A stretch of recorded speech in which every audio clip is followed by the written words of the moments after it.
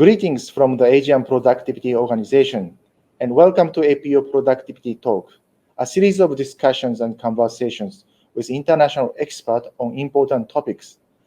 I'm Nobu Miyama, Program Officer at APO Secretariat, based in Tokyo, Japan, and the moderator for today's session. Today's Speak Talk explores the topic, the creative economy in the digital age. For some of us, the concept of the creative economy might seem relatively new. What is a creative economy? According to the United Nations Conference on Trade and Development, one of the key UN agencies promoting the creative economy, the notion of creativity and creative economy is evolving.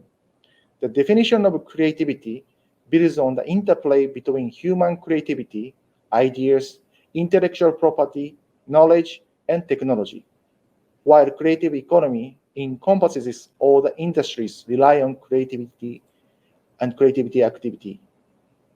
Fostering and developing the creative economy holds immense potential. It can strengthen and synergize with existing industries at national level, preserve and promote our cultural heritage, and unlock the creativity and innovative spirit within each individual. Furthermore, technological advancements have greatly expanded the possibility within the creative economy. For instance, today, we witness global phenomena such as worldwide popularity of dramas and movies from Korea, India, and various countries, thanks to platforms like Netflix, demonstrating that entertainment industry no longer needs to be confined to the domestic market. The creative industries are not just economic drivers. They are powerful agents of cultural expression and innovation. By nurturing these industries, we foster economic development while promoting creativity, innovation, and rich tapestry of our diverse cultural identities. Today, we will explore the creative economy in the digital age and its impact with our special guest, Mr. Jairaj Mashru, whom I fondly refer to as Jai-san. Welcome, Jai-san. It's great to have you with us. How are you today? I'm doing very well. Thank you, Nobu-san. I hope you are as well. Thank you for having me here. It's a pleasure to speak at the P-Talks for APO. Thank you, Jai-san. Before we start, let me give our viewers a brief introduction of our speaker. Mr. Jairaj Mashru is an experienced strategy consultant, educator, researcher, and a startup coach. He has established an innovation consultancy, a digital transformation studio, a startup accelerator, and entrepreneurship program. Jai-san serves as an international advisor on the Global Creative Economy Council. He holds an MBA in the global management from Thunderbird Arizona State University and Price Babson Certificate in Entrepreneurship Education from Babson College in US. Once again, thank you for joining us today, Jai-san. We are eager to hear your insights. So please start your presentation. Thank you. Thank you for a very kind introduction, Nobu-san. And let's go ahead and get started. The creative economy in the digital age. So we'll talk about the impact, as Nobu-san said, how is the digital transformation impacting the creative sector? What are the different opportunities and challenges that it presents? And some interesting responses that we're seeing to how digital is being adopted, various different technologies are being adopted inside the creative industries, and what kind of future we can expect. To my right, as you can see, some images that are actually generated by AI. I just put in some keywords about Asia and creative economy and creative professionals. And this is what the Canva generative AI image generator showed us. And you can see, the power already of how AI is not just helping people be more creative, but it's also helping creative people do more things. And we'll talk a little bit more about that as a popular technology that is impacting the whole world, actually, AI, but many other technologies as well that are in the digital spectrum of maturity and impacting the creative economy in various ways. So let's dive right in. What is the digital creative economy? The very first basic question. As you can see on this slide, you have a Venn diagram, essentially the blue circle, that is where the industry is creative, but the jobs, not all jobs in a creative industry are creative. They still have non-creative jobs, maybe perhaps more analytical jobs or just mundane routine jobs that may not require a lot of creativity. Of course, there are creative jobs in the creative industry, but there are creative jobs in other industries which are not creative inherently. So there are creative jobs across the entire economy in creative industries as well as in non-creative industries.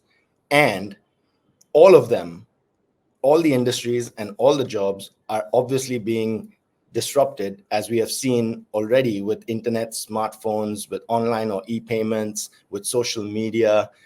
They've already disrupted and changed the way we live in the last few years. But going forward, it'll continue with some new technologies, perhaps video gaming, streaming, or live shop with streaming and shopping together, which is also kind of e-commerce and social media coming together. VR, which is virtual reality, and the Metaverse, and of course AI and its related technologies. This actually is a very beautiful way to visualize the digital and creative economy, thanks to the Department of Culture, Media and Sport in the UK's ministry. They've actually, and the British Council, who have worked together with them to produce a wonderful report that explains how the UK is viewing their creative and digital economies and what they're trying to do about it. Now let's look at the size of the sheer size of the creative economy. According to an UNCTAD report in 2024, the creative global trade of creative goods and services has surpassed $2 trillion now. About 1.4 trillion comes from creative services, as this graph shows. It has been growing very consistently over the last 5 years, despite the pandemic and a small dip.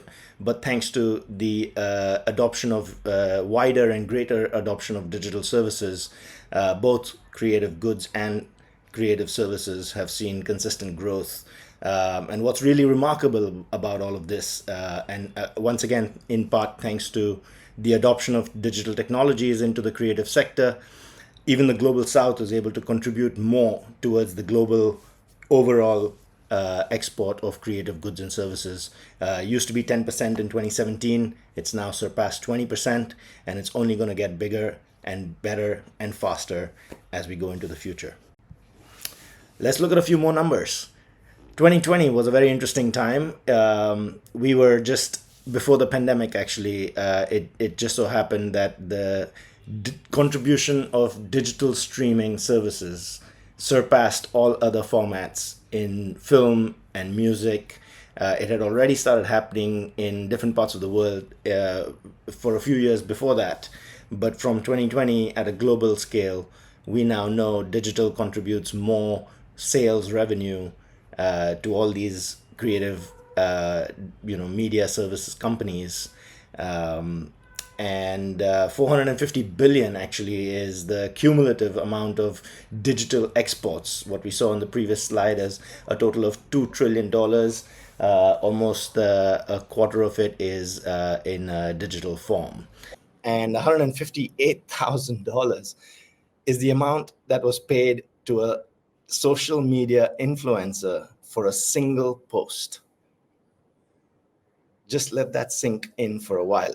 It takes about 30 seconds to post something on social media. And this is more than what most people make in a whole year. So that's the power of the creative economy. It's big, it's getting bigger, it's getting stronger, and it's changing fast. It's evolving. It's changing its form and shape and size all at the same time. But it's not free of problems. Obviously, as every other sector in the world, it has a skills gap, a huge skills gap. We'll talk a little bit about that because some of the gaps are in digital skills. There's also a platform monopolization that is happening. The early movers, the Netflixes of the world, have started really creating this monopolizing effect, because they have such a wide reach already. They have billions of users, and there's no way that that you can scale without their help. If you want to reach these billions of users, you will have to leverage some of these platforms, and they hold a lot of power in terms of what they offer and what they charge, and even the data that is generated, and how much of it they share with you. And these are some areas for policymakers as well. Investment is obviously a huge area of need. It's never enough, especially not at the early stage where we need a lot of experimentation and there's a higher risk.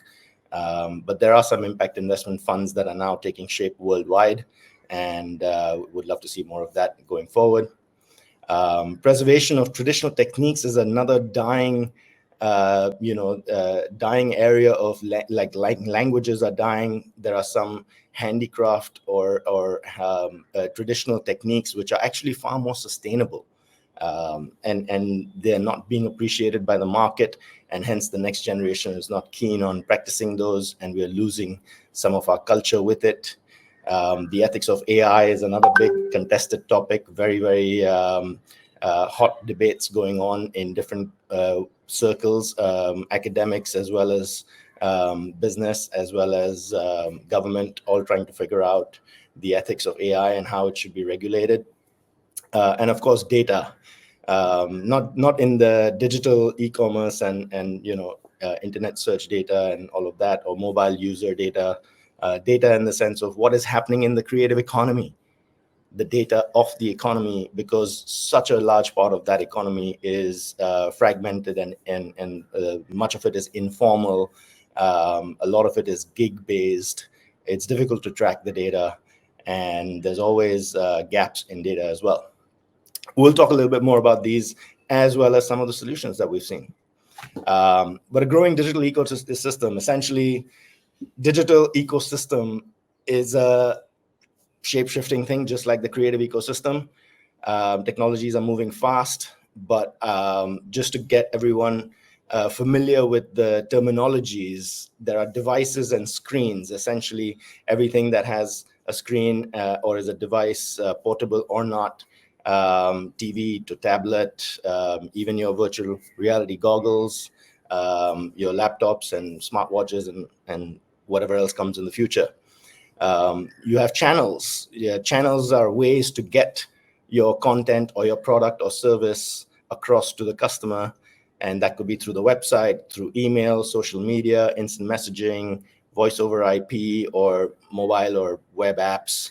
And then, of course, you have technologies, underlying technologies that support these channels and power these screens, which are web, mobile, streaming, AI, Internet of Things, and then products that are built on specific channels using specific technologies, and now all intercompatible. So you have websites, apps, you have software, you have data warehousing, you have analytics, you have a lot more things. Of course, you have security and safety and networking products as well, to connect all of these different components of the ecosystem. And then you have services like domain registration. If you need to create a website, you need to buy the domain somewhere, register it. You need to host your website. You need payment gateways to have transactions, and you need app stores to allow people to download your apps. Although now there's new ways of doing apps as well, with bypassing the app store and trying to overcome that platform monopolization. And then, of course, amongst all of this, you have your consumers, you have the brands, and you have the regulators. And all of these actors are trying to, create win-win transactions. And that's really the composition of the digital ecosystem. And through all of the data of those transactions, interactions, is fueling the future R&D. Now, we've all heard about this thing called content on social media. What is it, and why is it so important? It's a very simple spinning of a digital pinwheel that I like to call the data pinwheel, that just keeps going round and round for any brand or for any celebrity or any influencer. anyone trying to make sense of social media, you have content, commerce, and community. These three things that really have to come together. And in fact, it's content, community, and then commerce. So content is really all about creating unique content that engages your audience, that is relevant to them, and that is consumable in a consumable format. And so as we've seen more and more content coming out from social media platforms, as well as other platforms, we've also seen the size of that content shrink dramatically. We're now down to 20-second TikTok kind of videos. And that's, kind of a lot of pressure to try and fit a message into 20 seconds and have it engaging and have it become viral enough to, spread the word. So it's not easy to do. But if you do it well enough, you'll start building a community. People with whom this message resonates, with whom your content resonates, who care about the same thing, who share the same values, and who are willing to act on your message or take action by buying something or forwarding something, and do something with that content. And that finally leads to commerce, which is the ultimate transaction. But that's not enough. One transaction is not going to get it over. So you have to continue building this, and it keeps going round and round. And that's the spinning wheel that makes the digital and creative ecosystem churn into the growth numbers that I was just referring to earlier. In fact, so much so that we are now living, for the first time, we're living in an age where poets can actually earn a living on social media. There are lots of poets on lots of different apps that are making amazing poetry and videos and sharing it with the world. And it's poems. It was very difficult for poets to earn money at one point. In fact, the only way they really succeeded was if they found a publisher who would publish their books, and if there was an audience and they became popular enough because they were, doing shows, or they were working in, with some famous people. The other alternative was that they would have to start writing dialogues or lyrics for the films and music industry. Because that's where the poetry was absorbed and layered on to something else, and then consumed by the audience. Poetry in its raw form was never very commercializable until now, that we have social media as a channel. And it's just something amazing, that the power of digital creative economy is not just for brands, it's also for individuals, and it's not just for commerce, it's also for creative crafts. And that leads me to the next very important point. The real impact, in my opinion, of digital and creative industries coming together is the birth of new careers. We're now living in a time not just where poets can make money, but where you have virtually unlimited options of what you can become when you grow up. If I wish I was a child in this age where I could have so many different options. You could be an influencer online. You could be a video game designer. You could be a digital artist. You could be a spatial designer and work, or an AR, VR design engineer and work on building the metaverse. You could be a creative technologist and just hack around with different technologies and trying to work in places like maker spaces. And you could be, for the first time ever, we now have a chief digital and chief innovation and chief creative officer position at the top of the pyramid in the C-suite in the biggest of companies. And of course, with that comes the entire vertical below them. So you have a whole lot of things, a podcast host. I mean, whoever thought you could make so much money by just talking into a microphone without even video? It's not even a talk show on TV. But it's the new big thing, because when you're driving in traffic, you can listen to a podcast and still be learning and listening to something interesting. It's just like radio, but you get to choose the content that you want, and it's really, really popular. So a lot of new careers are emerging, and it's not just new careers that are emerging.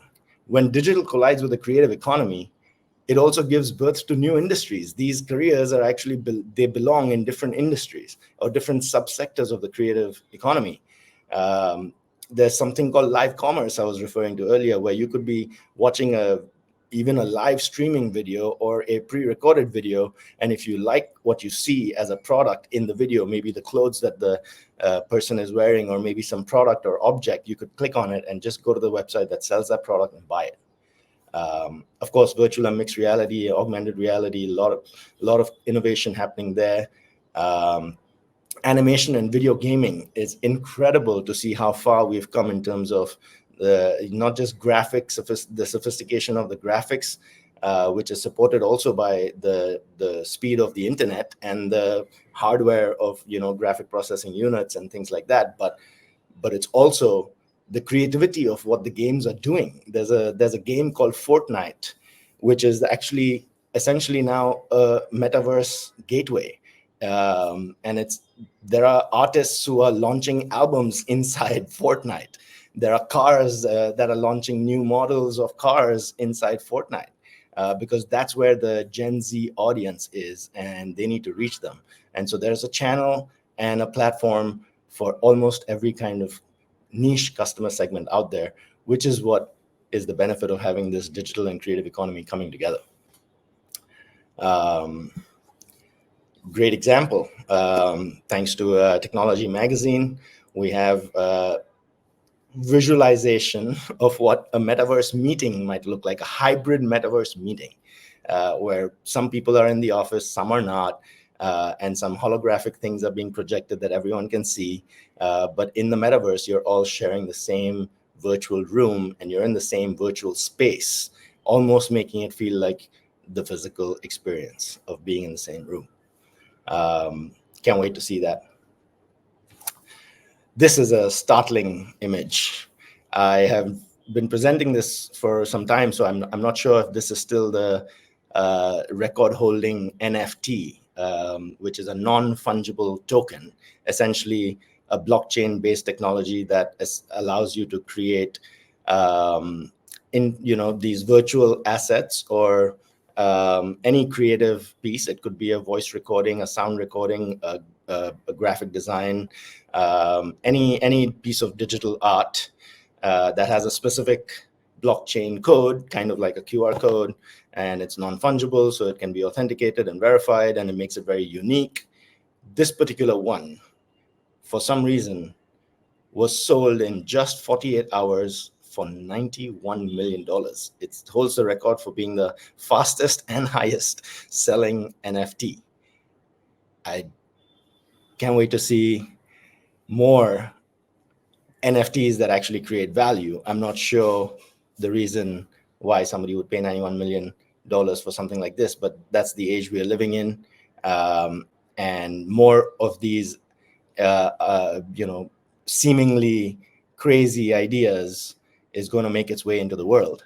And for some of it, we will be grateful. For some of it, we might have to regulate, because with more digital innovations, we have more user interactions, and with that comes more data. And data monetization by unfair means calls for new regulations. Just as what we've seen this week, a couple of days ago, a landmark judgment against Google for monopolization.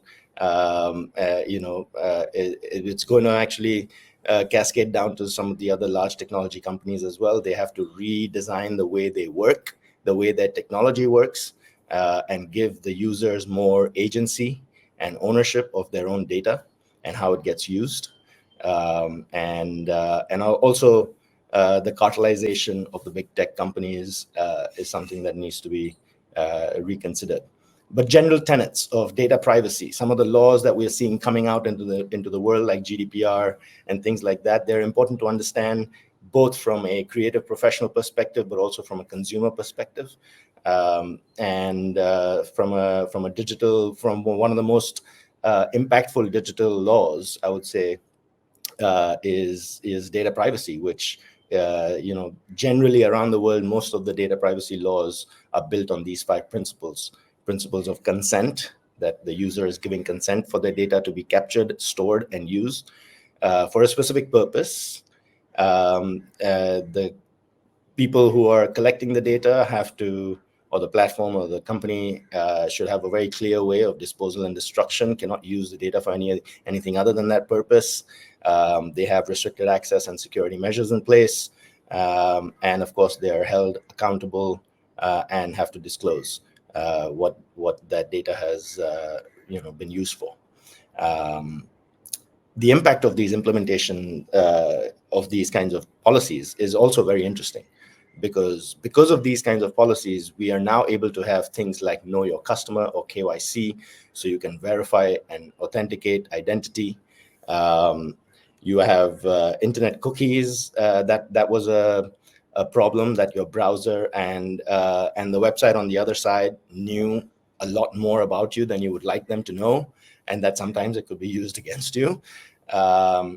Permanent account closure, that was something that was very difficult to do on some of these social media platforms, especially when it was a genuine case where you want to leave. You've not just stopped using the platform, you want to shut your account. It was very difficult to actually delete your data.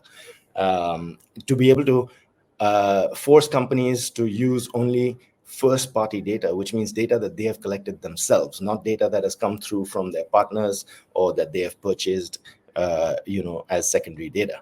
And of course, this whole new position called Chief Information Security Officers, very, very important position as we go forward, in not just in terms of data privacy, but also in terms of digital crime that is increasing, and hacking that is happening. Some of the risks that come with new technologies. Right. So the impact of AI, as we talk about some of these new laws, the next big one coming up is going to be regulating AI. There are lots of pros and cons for doing this. And we can talk about, at least currently, the state of AI, which is not actually so autonomous that it can replace a human job entirely. At the moment, we're only seeing AI assisting humans, and at best augmenting the job, changing the way we do our job a little bit, because AI can do some parts of it, or AI can help me do some parts of it very quickly. And so that's great. It's helping me learn new skills, helping me become more digitally savvy. So there's some trade-off there, but we are far from the days where you can sit at home and a bot can go and do your job. Empowering skills that are lacking in definitely something very important. You need to, as you embrace AI, you need to learn a little bit more about how the technology works and how to use it. It also is a great thing when creative talent itself is stuck. So it's not just helping people be more creative, as I said earlier, it's also helping creative people do more things or do their job better and faster. And of course, automation of mundane tasks just creates free time for everyone else to hopefully pursue more creative things. There are some risks. We've heard a lot about the devaluing of human creation if AI becomes so democratic in its creativity. If I never need to hire a graphic designer again, it's also infringing on intellectual property rights. We've heard about the lawsuits, in at least the big ones, where, for example, New York Times is suing ChatGPT's owner, OpenAI, and Microsoft, because they used a lot of the New York Times publication content in training the AI engine, but they didn't give proper compensation or credit for it. So the ethics of these learning data sources, where is the engine learning the data? Where is the data coming from? Is that legitimate? And is that also training AI to, is it training AI with the same flaws that we have? For example, we have seen AI engines that have been fed with photos and turned into a bit racist as its responses, simply because the data set fed in was leaning towards one race, and turned the AI engine a little racist as well, to put it simply. Energy required to run AI, it is not a very sustainable technology. It consumes a lot of power and a lot of water, because the computers heat up. And that means the more we use AI, the more the technology companies will consume water and energy, and the less will remain for us and all the other life on this planet. Something to consider before you use AI the next time. And of course, AI technologies, the hardware and the software companies involved are trying to dramatically reduce the carbon footprint of their technology, and it will. It's coming down quickly.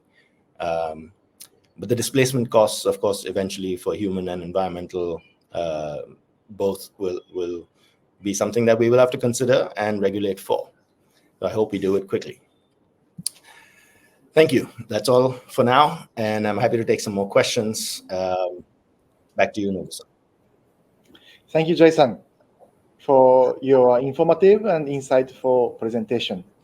Your discussion on how digital ecosystems have propelled the creative economy and enabled creators to monetize their work, as well as impact on concerns of AI on creative economy, has been enlightening. We can clearly see the implication of the digital creative economy in our societies. Thank you. So now let's move on to the questions, Q&A sessions. So the first question is, what significant changes do you foresee in the creative economy over the next decade as digitalization and AI continue to advance? That's a great question. Thank you, Nobusan. Well, 10 years is a long time. As I was saying, both the creative and the digital economies are changing and evolving very quickly.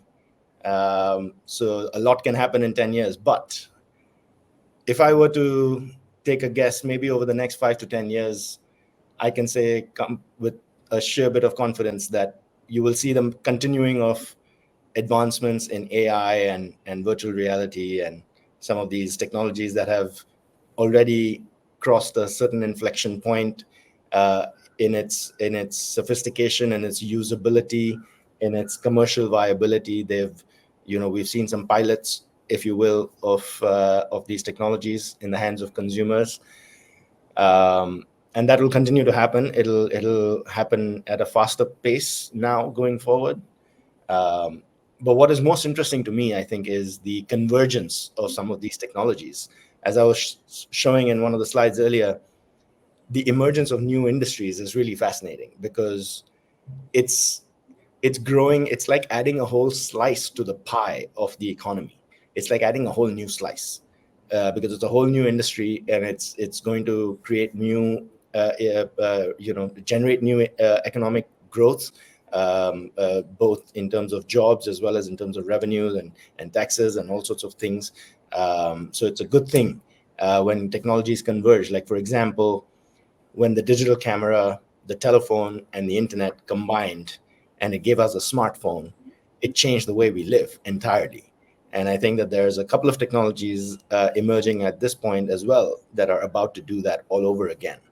And it could be inside the metaverse, with AI and virtual reality and perhaps blockchain coming in together for transaction. And all of a sudden you might have a new internet, which is not two-dimensional based on websites and apps like the way we have currently. It could be a three-dimensional internet where we could walk in to a three-dimensional space and we could do things that we do online, but in a whole new immersive way. Very exciting. Tremendous potential for digital and creative applications to emerge out of something like that. Let's hope I'm right. Thank you. So just the projection that you just shared, based on that, what strategy should the government of APO member economies, any government, adapt to promote and support their creative economies? And also, what advice would you give to individuals currently working in or interested in entering the creative industries? Right. Okay. So governments, what should governments do? What should creative people do? Great question. Yeah, absolutely. So Governments, I think some of them, many of them have woken up to become very proactive. I shouldn't say woken up. Maybe they've learned to become more proactive in engaging with the industry, because governments, you can imagine, themselves have been impacted by digital technologies, right? So they've gone through a digital transformation, at least the first basic one everywhere, because all governments now have emails on smartphones, and they have websites for their different organizations, and they have a lot of online-based government to citizen services. And so we've seen that level of adoption generally. And that has also helped the government learn how to use digital technology, but also understand how to regulate it, because they understand it better. They know they've been able to reach out to the industry, and of course, as billions and billions of consumers start using smartphones and social media and so on and so forth, and through it AI and many other technologies, the adoption numbers are very, very quick. You can just imagine ChatGPT reached like 100 million users or something in a record-breaking within 24 hours or something like that. It was unheard of. And so the speed at which they're able to move is what the government needs to really pay attention to and learn, and become even faster and even more proactive in engaging with the sector, because you can't be too late to regulate something. For example, crypto and blockchain has been unregulated for so long, and in the last few years I've been reading more and more stories about larger and larger amounts of money being scammed away or defrauded in the crypto ecosystem, just because it's completely unregulated. So even if you can trace it, you can't do anything. There's no law. It's very difficult to get your money back. Unlike some of the other technologies that are regulated, like the banking system that is also using mobile payments and things like that. But you can you can protect yourself there. As far as the professionals go, so government, yes, the point is to be very proactive and to engage with the industry, as early as possible. And laws are evolving just like everything else. So get something in place. Don't wait for perfect. The other part of your question, which was for professionals, I would say, in one word, it's opportunity. The thing for them is limitless opportunity. Whether you're from the digital side and want to play in the creative industries, or whether you're in the creative industries and are and want to embrace digital, or if you're new to both and you want to enter the common ground with digital creative economy, the number of choices are limitless. So I would say, get some skills, start networking, and find your place, because there's room for everyone. And really, it's only the beginning, and the tip of the iceberg. Much of the creative economy is fragmented and disconnected. As that continues to, as an ecosystem, connect itself, more and more formalization of these jobs and careers and companies will happen, and that means it's more and more inclusivity. If I would say one word for them is inclusivity. Take part in whatever sector you like. There's room for you, and let's see what you got. Thank you, Jason. Actually, the third question is already partially maybe answered, but the third question is, what are the most significant opportunities that digital advancements present to creative entrepreneurs today? Wow. Yeah. Well, opportunity, like I said, is the thing. It's everywhere. In the creative economy, there's problems to be solved. There is of course, new ideas. There's always room for new ideas to be brought into the world. But there are lots of problems, as many that we discussed, that you can pick up and solve as an entrepreneur. Bring a solution that is valued, and you will be successful. You will be embraced. I would say, there are opportunities even in things like, for example, recently last year when India hosted the G20 meetings, there was a cultural declaration for the first time out of the G20 meetings. Aside from a financial declaration, there was also a cultural declaration that the countries and the ministers made, which was basically a pact that they would prioritize the development of the creative and cultural industries, and particularly give focus to creative education and skilling, but also to preserving living heritage. Living heritage. Now, what is living heritage? It's all the culture, nature, and intangible cultural assets like the dance form of the countries, the languages of the countries. These are not things you can touch and feel. It's not a product. You cannot put it in a museum.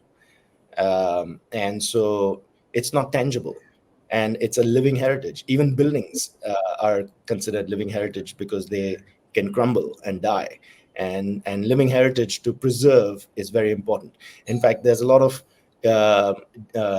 we talked about some of the traditional techniques that are dying, so preserving that, finding a way to there are a lot of new digital startups in the creative and cultural space that I've seen, which are trying to connect the artisans who are working with these traditional practices, make their products and build a bridge directly to the customer, either through a website or some social media platform, or even just pop-up events and bazaars and markets, flea markets and exhibitions and things like that. But they're trying to connect the artisan and that technique and its product directly to the consumer in an effort to preserve that from dying. So there's lots of opportunity. There's opportunity on saving the old. There's the opportunity on making the new, and everything in between. So jump right in and be creative. Thank you. So now having listened to the opportunity, so what about the primary challenges faced by creative industries in adapting to digital transformation, and how can they overcome these obstacles? Yeah, well, so the creative industries are no different from any other industry when it comes to digital technology to adopt it. Even the technology industry itself also has sometimes the same problems in adopting a new technology, because ultimately we're all humans and we are neurobiologically wired to be habitual people. We are creatures of habit. We don't like change. Change is painful and it takes effort, and nobody wants to learn something new, and especially not at the pace at which we are expected to these days. And so there's always resistance to change. That is always the first problem. But I think one of the fundamental tenets of creativity is curiosity. So if you are curious about new things, then automatically you are a little bit more likely to embrace it because you are curious enough to learn about it, maybe even try it. And automatically that experience and that mindset reduces that resistance to change. And so I think adoption being the first challenge can be overcome perhaps with curiosity. That's why you see a lot of technology services allow free trials for 1 month or for 2 weeks and things like that, right? Freemium, as you call a business model. Of course, that happens in the real world too, but very helpful in the digital world when you don't know what to expect before trying or before buying. Some of the other challenges I would say is the digital skills itself, because technology is moving so quickly, and it's not just about understanding how to use the app, like let me learn how to use Photoshop so I can have some graphic design skills. It's also about understanding how the technology works, right? What happens when you put something online? What happens when you're taking online payments, or when you have to, if you're selling something online and you have returns? How does the logistics technology work with the payments technology so that the transaction is settled at the end accurately, right? And of course then there's compliance on the government side. So there's all these things you have to learn about digital You have to learn about business, and you have to learn about creative, your own craft, all at the same time, and all consistently, continuously. So I think that becomes a third, perhaps, challenge, which is to just, things are moving fast. So there's a challenge in coping with that. But yeah, there are ways to make this easier. There are, online forums, groups. There are lots of different e-courses that teach you things. There are networks where you can learn from. Resources are there. It's not a gap without a solution. It's not a problem without a solution. Thank you, Jason. I think you already answered our last question partially. So you mentioned about new careers emerging as a result of integrating digital technologies into the creative economy. How can educational institutions like schools best adapt to these challenges and changes and prepare students for the future job market? Yeah, look, I was fortunate enough a few years ago to have the opportunity to teach, and I'm not an academic. I'm not a trained professional teacher, but I do have skills and knowledge from the industry. Much of it is from a very emerging sector that doesn't have a lot of academic curriculum to begin with. Design thinking and innovation is an emerging space in management. And so it's not very well, at least 20 years ago when I started, it wasn't being taught in too many universities. And so I had the opportunity not just to design the curriculum, but to also, bring fresh thinking and insights and skills from the industry straight into the classroom.